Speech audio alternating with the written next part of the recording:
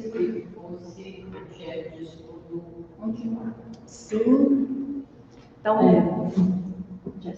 boa noite a todos. Muito bom, né, ter uma equipe hoje, sexta-feira, aqui pronta para estudar. A casa fica muito feliz e realmente a importância do estudo continuado é muito claro para todos nós, porque nós estamos longe, né, de sabermos alguma coisa, né? Então nós precisamos sim estudar.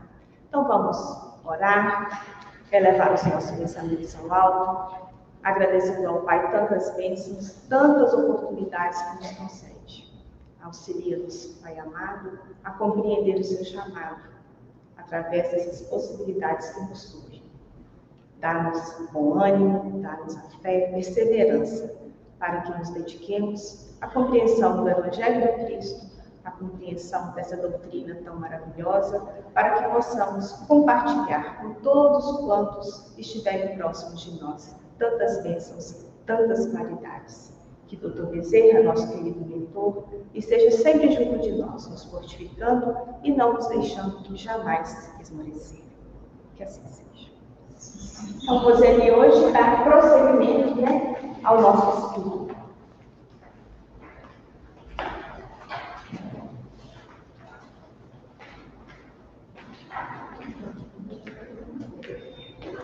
Boa noite, meus irmãos. Eu tirei aqui este estudo da apostila da FEB, né? A apostila editada pela nossa federação. Como a Ana falou até o 5.7, então nós vamos iniciar aqui embaixo no 5.8, por isso que está com uma setinha embaixo. Vocês vão observar que tem alguns títulos que eu tive que completar o título, né, com caneta, que é um problema de impressão mesmo. E eu gostaria de dizer para vocês o seguinte: tudo o que tem aqui, todo esse conteúdo, ele não é novidade para nenhum espírita. Todo espírita conhece essas regras que estão, né, colocadas aqui, normas de conduta, as ideias, né, as dicas. Só que o que acontece? Às vezes nós, durante as nossas atividades, né, a gente acaba fugindo um pouquinho das regras, né? E a gente não pode. Por isso que é bom a gente fazer esses estudos, para a gente poder relembrar novamente isso aqui. Relembrar, porque como eu disse, isso aqui não tem nenhuma novidade para vocês, nada do que está aqui é novidade. Então a gente só vai relembrar mesmo. E cada vez que nós relembramos, nós reforçamos o entendimento dessas coisas, né? O espiritismo, ele normalmente, ele é procurado, na maioria das vezes, por quem quer ser consolado. Então a pessoa, quando entra dentro da casa espírita, a primeira vez, ela entra buscando alguma forma de consolo para a dor que ela traz com ela. E essa dor, vocês podem ter certeza, é um leque tão grande de quantidades, de tipos, de intensidade. Então a gente tem que se capacitar para saber lidar com isso, que é muito importante. Imagina você está enfrentando um problema muito grande, um problema que está te tirando sono, te trazendo sofrimento, e aí você busca acolhimento, força em alguém, né, um conhecido, e você chega lá, a pessoa não te acolhe como você precisa, como você necessita. Isso é frustrante. E muitas vezes o nosso acolhimento, a forma como a gente recebe uma pessoa, ela já faz com que a pessoa se anime mais, faz com que a pessoa às vezes mude alguns pensamentos, porque nós já recebemos pessoas aqui na casa que estavam em ponto de cometer suicídio.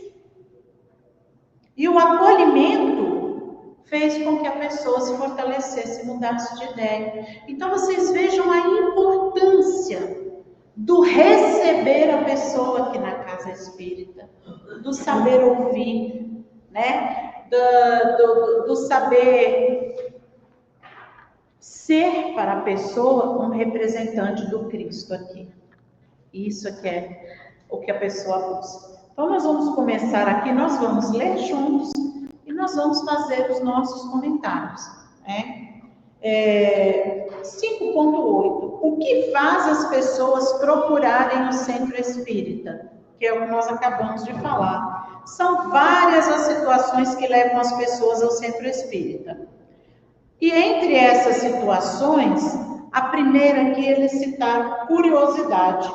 Pessoas que são atraídas ou pela fenomenologia espírita, procurando explicações científicas, que percebem ou não as consequências morais que advêm dos fenômenos.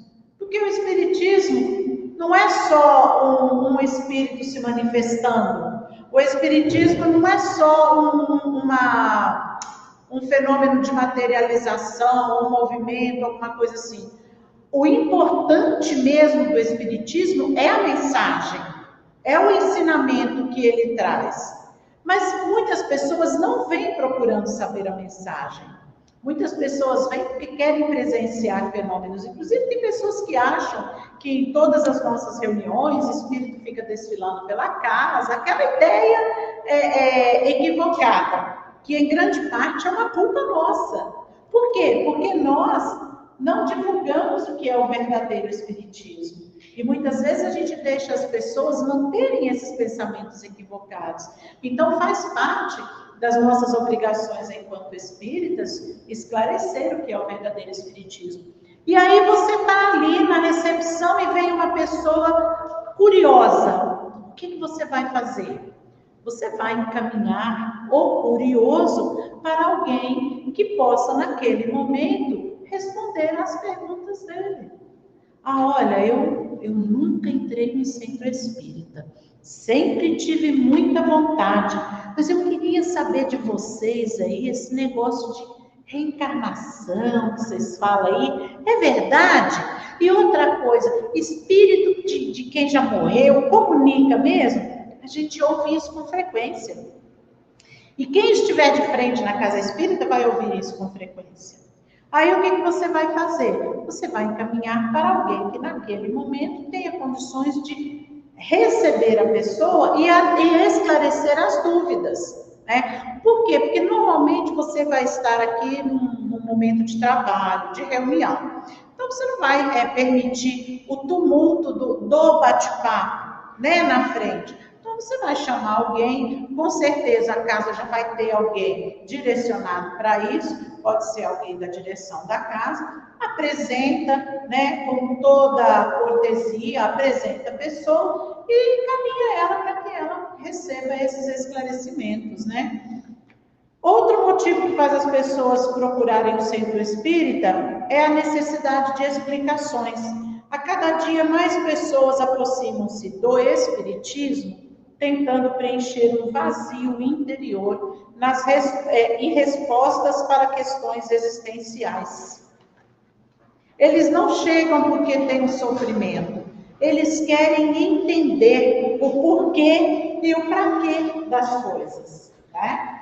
Então, quem estiver de frente na recepção da casa espírita tem que ter esse conhecimento. Tem que ter conhecimento. Você tem que estar a par do que é o verdadeiro espiritismo. Eu vou confessar uma coisa aqui para vocês. Eu já vi muita orientação errada. Eu já vi muita orientação equivocada, sabe? E isso é lamentável. Quando a pessoa passa uma informação para quem quer conhecer, para quem quer entender, que não é verdadeira. Então, o espírita, ele tem a obrigação de conhecer o espiritismo, de conhecer, de ler e de estudar as obras básicas, né? Para poder esclarecer com conhecimento, com embasamento, nunca com achismo. Quando a gente não sabe, é muito mais nobre a gente falar não sei, né, do que responder com achismo, né? Muitas pessoas também veem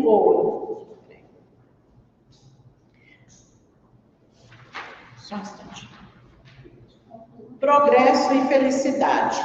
Aqueles que em situação de razoável equilíbrio, ou seja, eles estão bem, né? Eles buscam conscientemente o Espiritismo como roteiro de progresso e felicidade por meio do trabalho na seara do Cristo e para cumprir com seus planos reencarnatórios e necessidades evolutivas. Gente, isso acontece muito. Vem muitas pessoas aqui que não tem problema. Elas querem trabalhar, elas querem ajudar. E às vezes as casas espíritas colocam muita dificuldade nisso. Eu sei que a gente tem que ter cautela com quem a gente coloca nas tarefas, porque a gente tem até um caso que aconteceu com o nosso irmão Chico Xavier, de uma pessoa que chegou de uma outra região, dizendo que era grande conhecedor da Bíblia, né, do Espiritismo, do Evangelho e tal, e ele foi participar de uma reunião de desobsessão. Ele foi convidado a participar de uma reunião de desobsessão, logo colocaram uma Bíblia na mão dele, né, e o Chico orientou ele que ele empregasse o Evangelho com energia. E ali, no momento da manifestação do Espírito, ele não estava habituado àquilo, né? Ele não sabia o que é que acontecia verdadeiramente a manifestação. Quando o Chico, tomado pelo Espírito, falou, né, deixou que aquele Espírito falasse através dele, e o Espírito agiu de forma agressiva, o homem, seguindo a orientação que foi dada a ele, bateu com aquela Bíblia várias vezes na cabeça do Chico. É uma história estranha e engraçada? Mas isso reflete o quanto a gente tem que ter cuidado com as pessoas que aceitamos nas tarefas. Então, tem que ter um zelo? Sim, tem que ter. Mas nós temos que ter cuidado para que este zelo não espante pessoas de boa vontade que querem se integrar na casa espírita. E esse zelo, às vezes, é muito excessivo. E eu dou o exemplo da minha própria filha, né, que cresceu dentro do centro espírita, foi evangelizada dentro da casa espírita desde os 3 anos de idade, participou de encontros, reuniões de juventude, depois iniciou até aqui na nossa casa, nas reuniões mediúnicas. Quando mudou para Juiz de Fora, quis dar prosseguimento às atividades dela numa casa espírita muito boa lá. Mas a casa exigiu dela que ela participasse da alfabetização espírita, vamos dizer assim. Desde o beabá, passando por vários cursos ali. Como ela já não dispunha mais desse tempo, ela acabou não podendo colaborar nos trabalhos da casa, como ela gostaria, né? Porque a pessoa, quando está trabalhando, iniciando a vida profissional, ela realmente não tem muito tempo. Então, a gente tem que tomar cuidado para que o excesso de zelo não afaste da casa espírita pessoas que verdadeiramente têm conhecimento, né? Têm a convivência no meio espírita. E temos que ter o zelo para também não acolher entre os trabalhadores pessoas que não estão preparadas para as tarefas, né? Então, como dizia Kardec, o bom senso sempre, né? Nós temos aqui também, processos obsessivos, enfermidades físicas, conflitos de relacionamento, tudo isso são as causas que fazem as pessoas buscarem a casa espírita. Depressão, mediunidade, quantas pessoas chegam aqui e falam assim, olha, eu vejo espíritos, eu ouço, eu sonho. Isso a gente recebe demais aqui, né? Mas o que acontece? Você vai pegar uma pessoa que chega falando que vê espíritos, que ouve, que conversa, que não sei o que tem, e vai jogar a pessoa de cara dentro de uma reunião mediúnica? Não pode. Então, assim, a importância do atendente conhecer todos esses caminhos é isso. Porque você também não pode virar para a pessoa e falar, olha, vem para a nossa reunião mediúnica, todo dia tal, às tantas horas e tal. Primeiro, você tem que ter certeza, né, se aquilo é mesmo mediúnico, se não é um outro problema, se não é né? Tem várias coisas que podem se enquadrar aí. Mas também a pessoa que participar da reunião mediúnica, ela tem que pertencer à casa. Ela tem que estar entrosada com os membros daquela reunião. Não tem como você colocar numa reunião mediúnica pessoas que não estão entrosadas ali. Porque a reunião mediúnica, ela é um corpo, né? Cada um dos membros é como se fosse um órgão de um corpo e o todo unido é que faz com que as coisas fluam. Então, o atendente, aquele que está responsável por esse primeiro contato, tem que ter esse conhecimento para poder esclarecer a pessoa. Tem também pessoas que perderam entes queridos através da morte, estão em sofrimento. Idosos que se encontram receosos com o momento, né, do provável desenlace do corpo físico. Pessoas que estão em grandes provas ou expiações, doenças muito graves, né? Doenças como câncer, como a AIDS, ou doenças irreversíveis, no caso de uma epilepsia, essas pessoas também buscam o centro espírita. Pessoas com conflitos sexuais, nós também recebemos muito isso aqui, sabe? Hoje em dia, né, essa questão da sexualidade, ela vem sendo muito contestada até. Então, isso está gerando em muitas pessoas dúvidas normais e tal. E isso faz com que a pessoa entre em desespero. Muitas pessoas vêm de uma família com uma educação rígida, né, onde não há possibilidade de diálogo e sentem que a sua sexualidade vai na contramão daquilo que a família espera dela. Então, a pessoa sofre com isso. Esse tipo de problema também nós recebemos aqui. Então, vocês estão vendo como é o leque do tipo de atendimento, por isso que é necessário estudo, por isso que é necessário conhecimento, né? Todos necessitam de atendimento específico. No atendimento fraterno, vocês vão encontrar inúmeras outras causas de aflição, de dor e de sofrimento.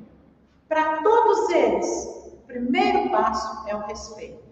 A gente tem que atender sem julgamento, a gente tem que atender com discrição, a gente tem que ser revestido de empatia, porque a única forma da gente compreender a dor do outro é nos colocando no lugar do outro e imaginando se fôssemos nós naquela situação, como estaríamos nos sentindo.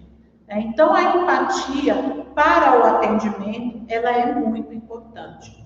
E aí a gente vai para o item 5.9, que fala sobre a cultura do atendimento e valorização das pessoas que chegam. A impressão inicial de quem chega a uma casa espírita é da mais alta significação. Para causar boa impressão, porque, né, gente, a primeira impressão é a que fica, né? Então, a pessoa chega lá. O que seria ideal ela ver aqui na nossa casa? Eu vou falar por mim. O que me encantou no Centro Espírita Bezerra de Menezes, que me fez vir, ver, gostar e ficar? O carinho, a fraternidade entre os membros. Foi a coisa que me cativou. Porque quando eu cheguei, porque normalmente a casa espírita é assim, uma música suave de fundo, você chega em silêncio, você fica em silêncio, você sai em silêncio. Eu cheguei aqui me abraçando. Eu ganhei tantos abraços quando eu cheguei aqui, que eu falei, gente, o que é isso? Isso aqui é uma casa espírita, oi? Mas foi uma delas. Então, gente, como que você vai sair de um lugar onde você é tão bem recebido?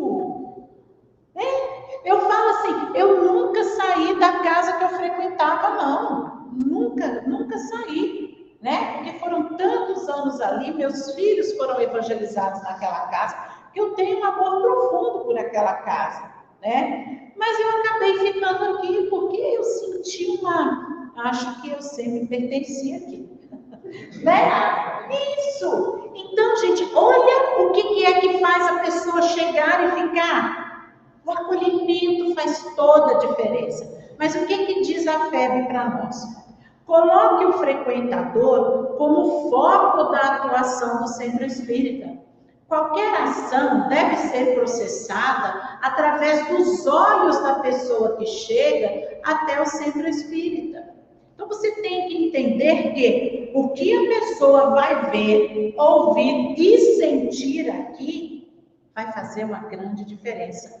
Não tome qualquer decisão sem refletir sobre o impacto que ela irá causar ao visitante. Pergunte-se, isso vai tornar as coisas mais fáceis, mais rápidas, melhores? Então nós que já somos aqui da casa, tudo que nós formos fazer, a gente tem que fazer, tem que decidir pensando como será a interpretação, o entendimento de quem entrar na casa pela primeira vez e ver isso aqui. Eu quero colocar um girassol nessa parede. Então, como será que a pessoa que vai entrar vai interpretar o girassol na parede? Então, nós temos que ter essa visão. Temos que ter. Porque nós somos responsáveis pelo impacto. E isso, gente, isso não é só para quem é da diretoria, não. Uma coisa que a gente tem que entender é que nós somos a casa espírita. A casa espírita somos nós. A Carla e a Andréia estão na frente da direção? Sim. Mas ninguém é impedido de dar uma opinião, uma sugestão que seja para melhorar, ou até mesmo fazer uma crítica. Carla, Andréia, olha, tem um negócio ali que eu acho que não vai ser legal. De repente, elas têm um outro olhar e vão falar para você, olha, mas nós fizemos pensando assim. Pois é, mas tem um outro desdobramento. Vocês estão entendendo, gente? Porque quanto mais pessoas de boa vontade, desejando o bem da casa, tiver, muito melhor as coisas vão fluir aqui. Não é só ficar cobrando de quem é direção, não. É participar. O centro espírita somos nós, né? Não faça comentários depreciativos sobre qualquer pessoa. Eles possuem um impacto na concepção que os colaboradores têm das pessoas atendidas no centro, especialmente nos mais novos. Chega uma pessoa aqui, eu estou ali na recepção. Aí a pessoa fala assim, como é que é o trabalho aqui da casa? Eu queria muito ajudar. Eu falei, fica de fora, porque nós estamos com uma problemada com uma pessoa aqui que está atrapalhando demais os trabalhos da casa. Gente, isso não pega bem. Isso não pega bem. É um ditado muito sério, roupa suja se lava aí em casa. Críticas a serem feitas devem ser feitas com as pessoas certas, né? Eu tenho esse defeito. Eu chego na pessoa e falo, né? E assim, muitas vezes a pessoa pode até ficar meio que chateada, mas é melhor você falar com do que falar de. Então chega na pessoa e dê a sua opinião, mas não fale com outras pessoas assim, porque aí você já vai estar demonstrando que você não é o espírita que quem chegou queria encontrar. Porque, gente, deixa eu falar uma coisa para vocês. As pessoas têm os espíritas em muito alto conceito. As pessoas que vêm procurar o centro espírita, tá? Quando vêm procurar, vocês podem saber, porque tem a gente em um conceito muito alto. Aí chega aqui, vai ver a gente falando mal um do outro, não vai ficar legal. Então, olhe tudo aqui como se fosse a sua primeira vez na casa. Nós estamos aqui fazendo esse estudo. Aquele que chegar aqui agora pela primeira vez se sentiria à vontade? Será? Como é que nós deveríamos acolhê-lo? Então a gente tem que fazer tudo com esse olhar, né? Demonstre a todos que eles são importantes. Demonstre disponibilidade e interesse para com os problemas da pessoa. Por quê? Porque isso pressupõe disponibilidade e interesse para compreender, disponibilidade e interesse para orientar, disponibilidade e interesse para ir além do problema manifesto. Porque nós não podemos apenas focar aqui no problema da pessoa. A gente tem que lembrar do seguinte: a pessoa que nos procura porque tem um problema pode vir a ser no futuro um grande parceiro da casa, um grande companheiro nosso. Então não vamos focar aqui, não vamos ver a pessoa só como alguém que nós temos que ajudar, não. Vamos olhar além do problema dela. Né? Eu tenho aqui a Rosângela está aqui, eu vou ajudar a Rosângela a resolver o problema dela aqui, com as nossas orientações e tudo, mas eu tenho que me lembrar o seguinte, que as minhas ações têm que cativar a Rosângela, para que depois do problema dela resolvido, ela simplesmente não vire as costas para a gente e nunca mais volte aqui. Que ela tenha vontade de voltar, que ela queira ter vontade de estar aqui entre nós. Então, quem atende, tem que atender pensando nisso, mostrando para a pessoa a importância dela, o valor dela e como ela pode vir a colaborar, mas tudo no momento certo, né? 5.10, comunicação com as pessoas. Na comunicação entre pessoas, nós precisamos atentar ao seguinte provérbio: você pode ouvir muito observando. Você pode ouvir muito observando.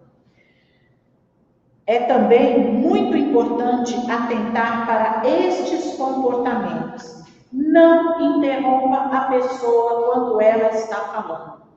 Com essa atitude, você está lhe dizendo: você não é importante para mim.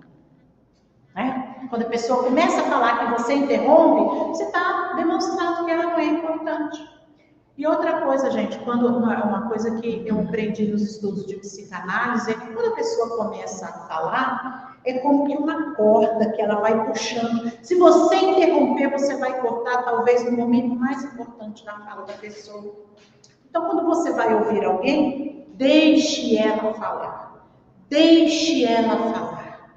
Não interrompa, não faça, dê a atenção adequada, mas não interrompa.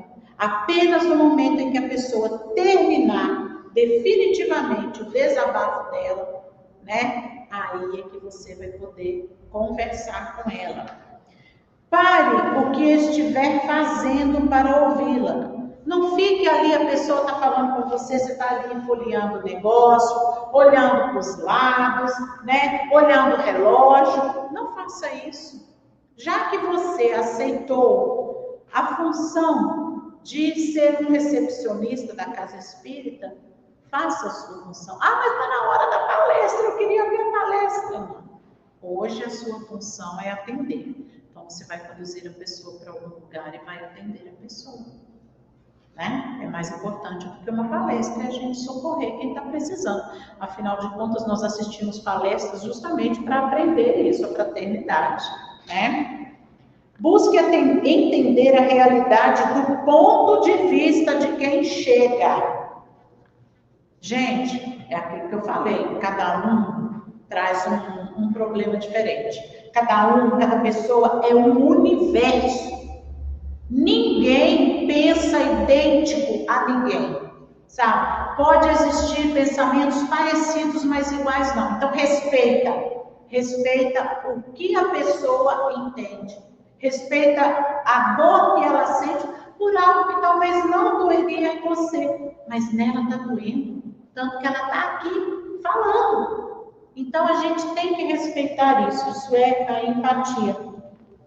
Não tenha medo de não ter todas as respostas.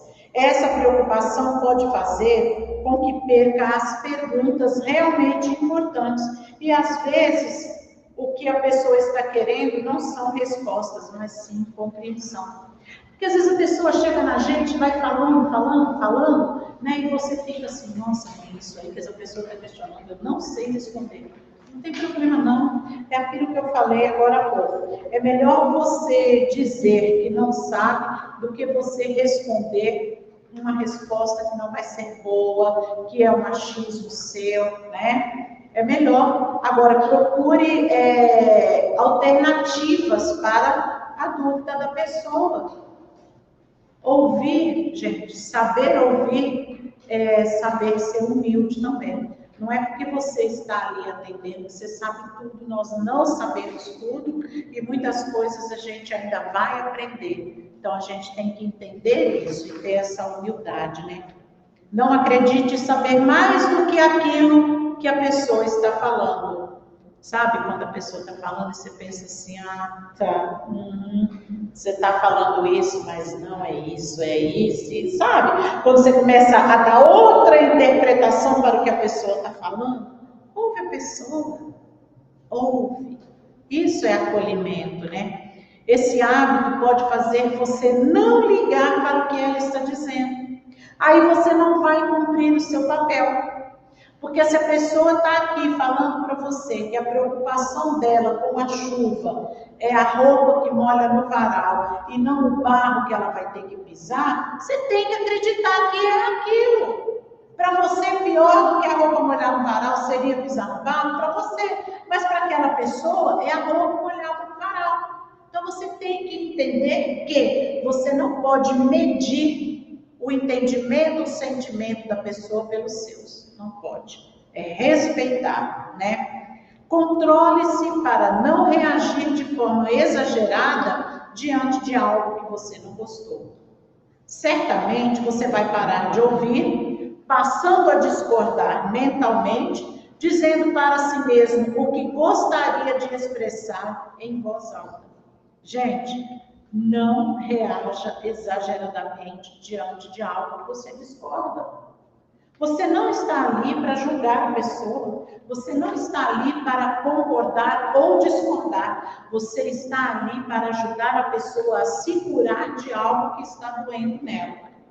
Não me interessa se você concorda ou discorda com aquilo que ela está falando.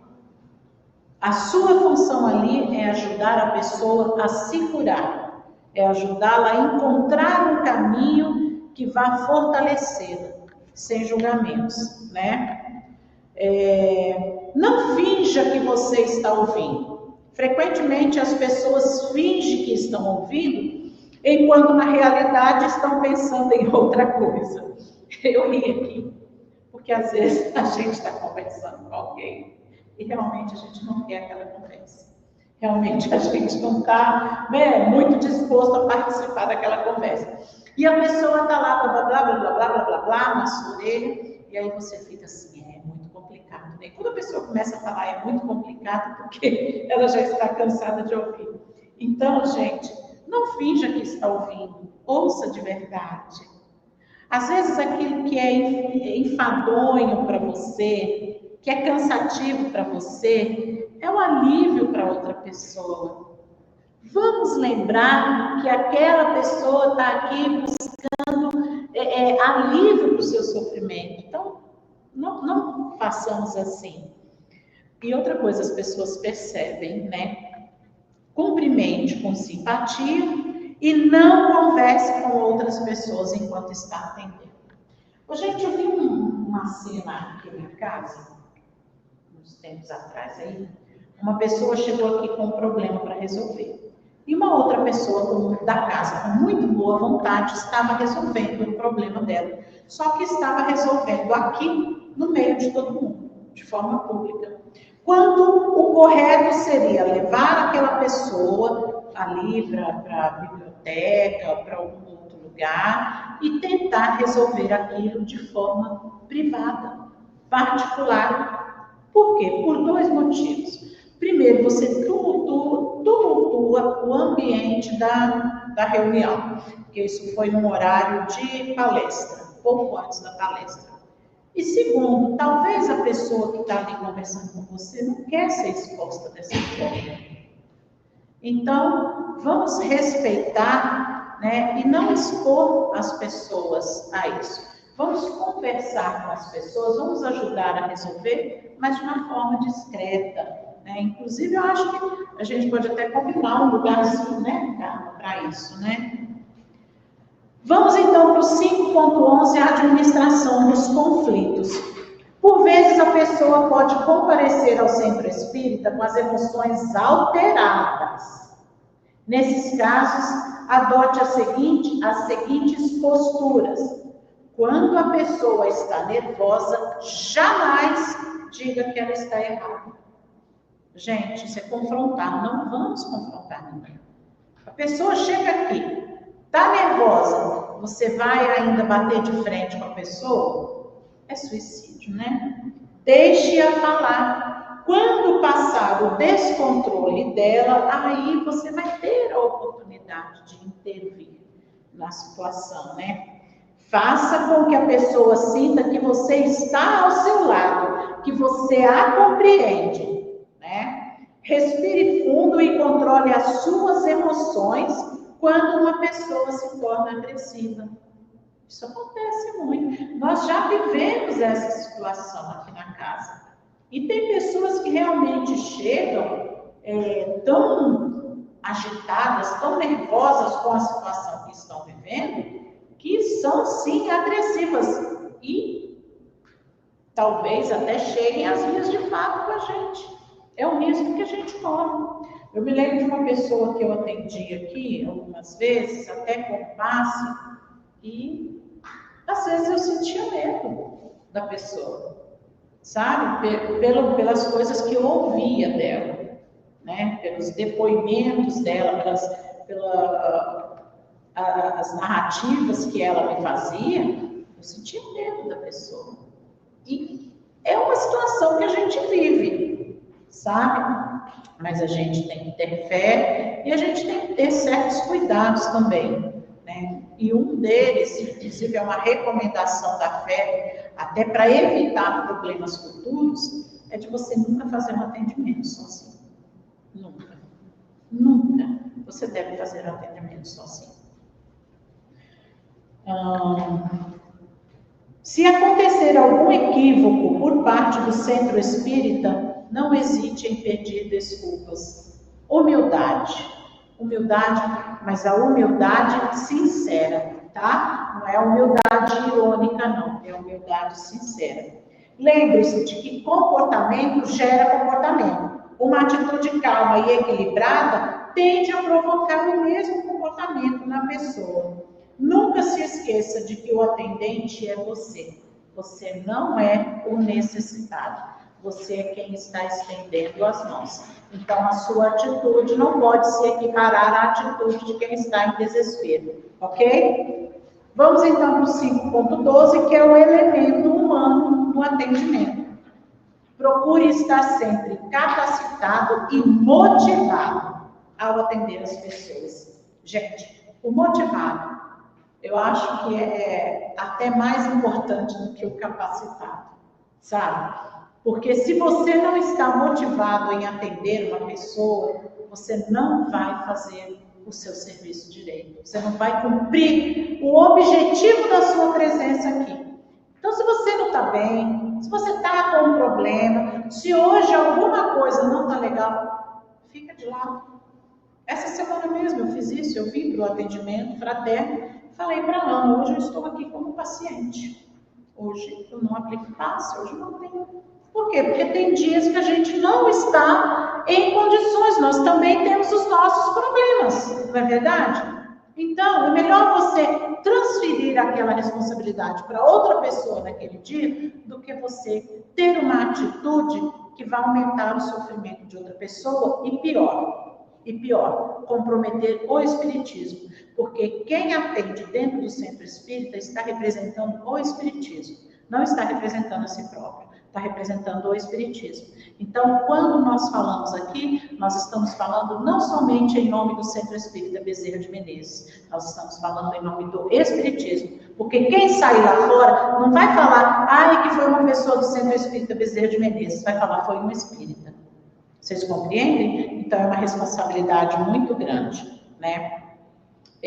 Saibam que as pessoas acham mais difícil perdoar as atitudes negativas dos atendentes. Olha bem, desinteresse, falta de empenho e competência do que erros eventuais ou falhas. Então, se você atendeu a pessoa para lá, dificilmente ela vai te perdoar. Então, é melhor você não atender do que fazer um atendimento de forma não completa, como quem busca a casa espírita merece receber. Procure manter sempre boa aparência pessoal.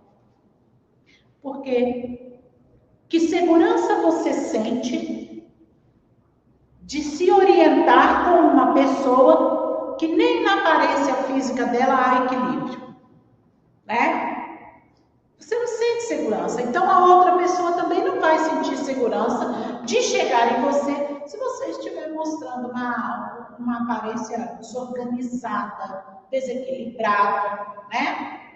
Se chegar uma pessoa aqui, por exemplo, para vir conversar com o atendente, e o atendente está lá de blusinha decotada, shortinho curto, topzinho, né, curto, que segurança a pessoa vai ter?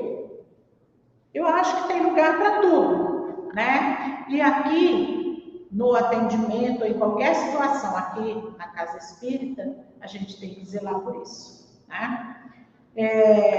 Tenha cuidado com termos empregados, tipos de brincadeiras, tom de voz, comentários desfavoráveis a pessoas, atividades e trabalhadores. Nós já falamos isso, que nós não devemos ficar com comentários desagradáveis, né? É melhor a gente chegar na pessoa do que falar dela. Mas tem um detalhe aqui nessa observação. Evitemos gírias, né?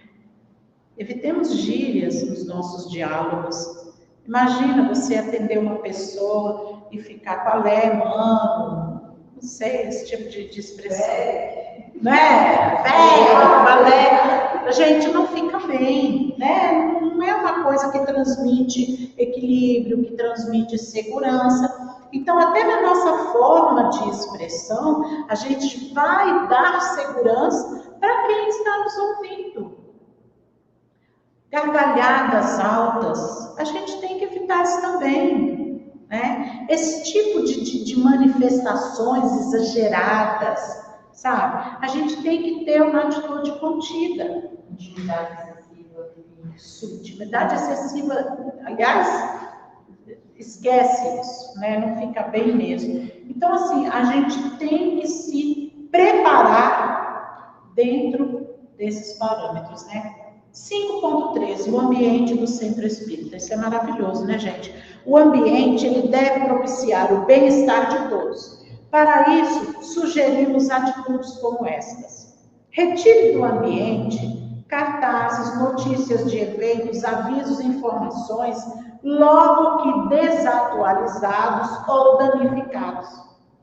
Passou o evento? Tira o cartaz dali. Por quê? Porque se eu chegar aqui e ver um cartaz de um evento que foi há 2 meses atrás, dá a impressão que ninguém está preocupado com as coisas da casa. É descaso, né? Não pega bem, compreendem? Se possível, substitua cadeiras, sofás com defeitos e demais móveis danificados. Você vai deixar uma cadeira quebrada para quê? Ah, não, vou jogar fora, não. A pessoa que vai sentar numa cadeira quebrada, ela vai se machucar. Ela corre o risco até de cair, sofrer um acidente mais grave. Para que você vai deixar um móvel quebrado aqui? Para que você vai guardar um negócio que não funciona? Né? Esse acúmulo que não não combina com o espírita, né, gente? Manter o centro espírita em condições de limpeza e conservação.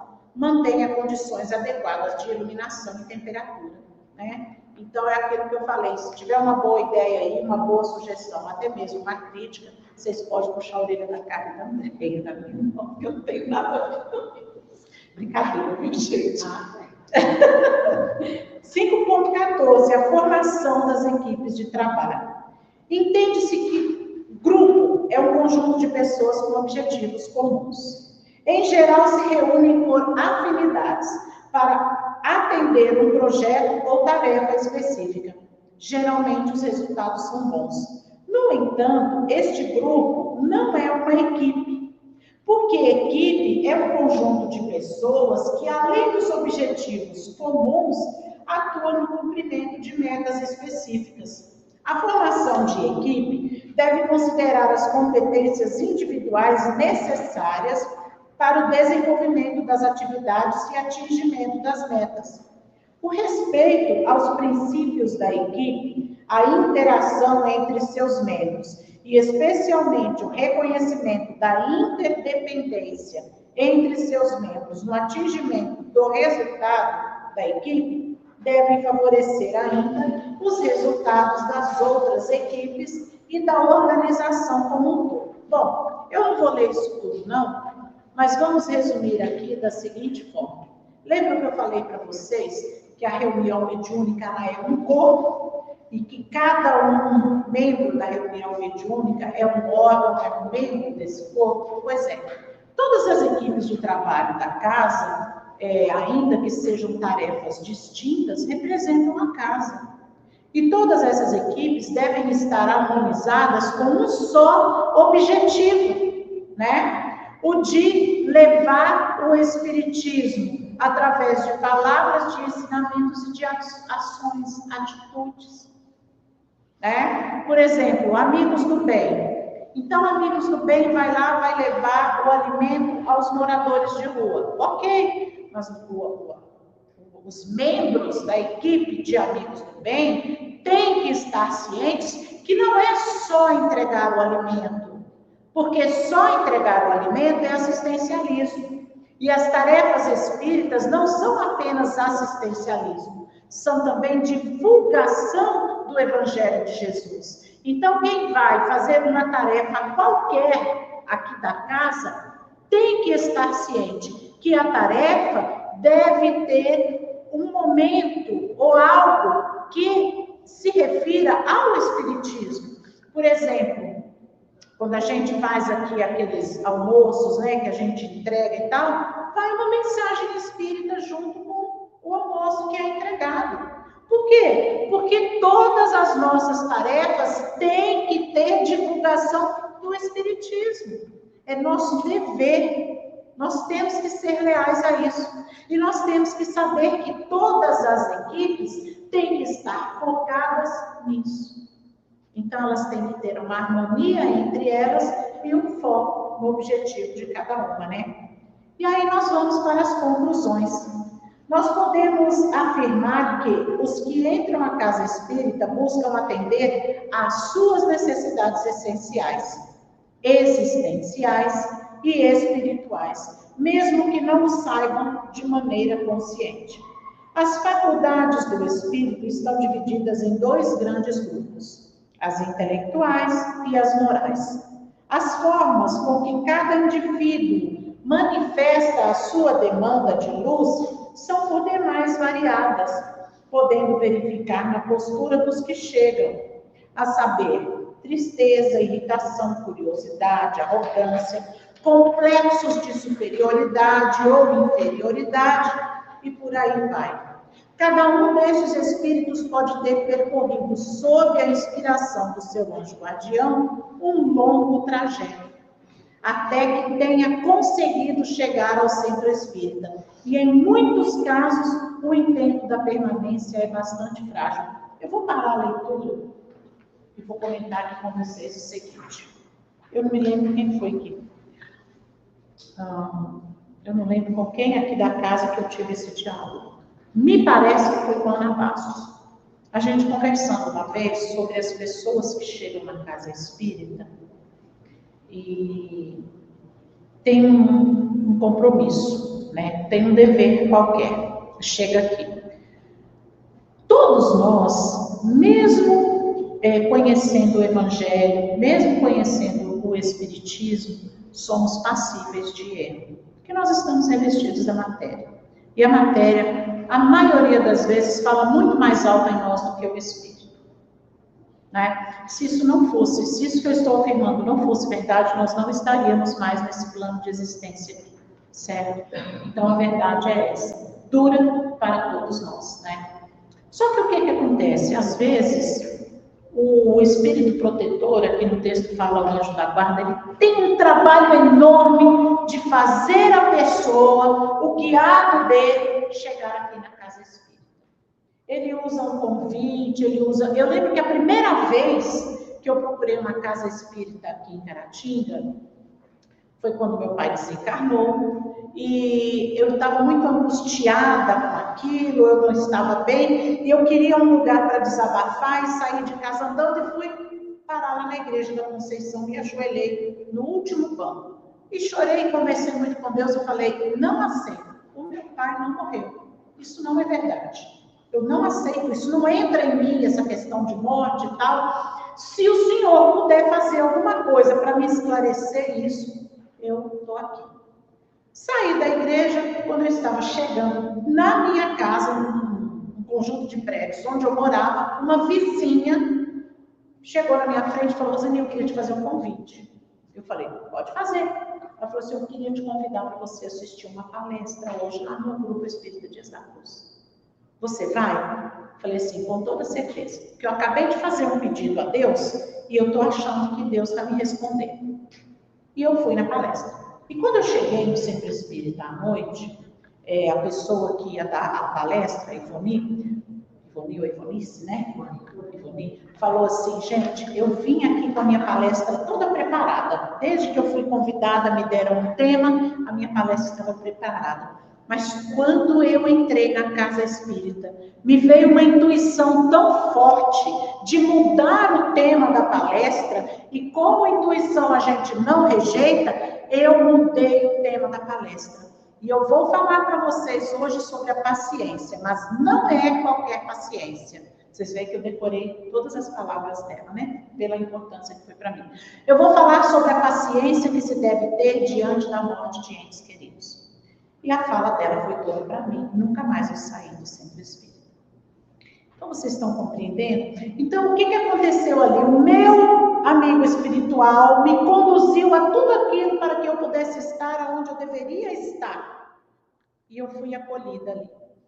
E se o amigo espiritual de alguém faz toda essa logística para trazer o seu tutelado aqui e chegar aqui, nós não o acolhemos. Ou não acolhemos da forma que devemos, e aí a pessoa nunca mais volta. Eu fiquei porque eu fui acolhida. Mas tem muitos por aí, gente, que vêm e não voltam. E é isso que nós estávamos conversando. Quantas pessoas vêm à casa espírita, vêm trazidos pelos seus espíritos protetores, que têm o trabalho de conseguir trazer a pessoa aqui. Aí quando chega aqui, o espírita não recebe adequadamente. Olha o tamanho da responsabilidade. Está lá anotado na nossa continha lá, ó, no livro das nossas vidas, ó, no dia tal, o espírito protetor de fulano encaminhou ele até o centro. Chegando lá, a Roseni não conversou com ele, não falou o que ele precisava ouvir. Está lá, ó, anotado. Vocês estão entendendo? Tudo é compromisso. E é um compromisso muito sério, não é uma brincadeira, não. Então, o dia que a gente for responsável pela saída de alguém da casa espírita, nós estamos incorrendo em erro. E nós que estamos aqui, somos todos responsáveis uns pelos outros. Não somente pelos que entram aqui buscando auxílio, não. Nós temos que usar essa capacitação aqui entre nós também. Porque nem sempre a pessoa vai estar bem, nem sempre a pessoa vai estar no melhor dia dela, né, Carla? Eu cheguei aqui e a Carla falou, você não está bem, tem alguma coisa diferente com você hoje, o que foi? Então a gente tem que usar isso uns com os outros, porque somos todos membros de uma grande família. Então, meus irmãos, a nossa capacitação, ela passa por todo esse processo. Como eu falei para vocês, eu não falei nenhuma novidade aqui para vocês. Tudo isso vocês já sabem, mas tudo isso nós temos que ver e rever até que faça parte das nossas ações de forma espontânea. Que Jesus nos abençoe.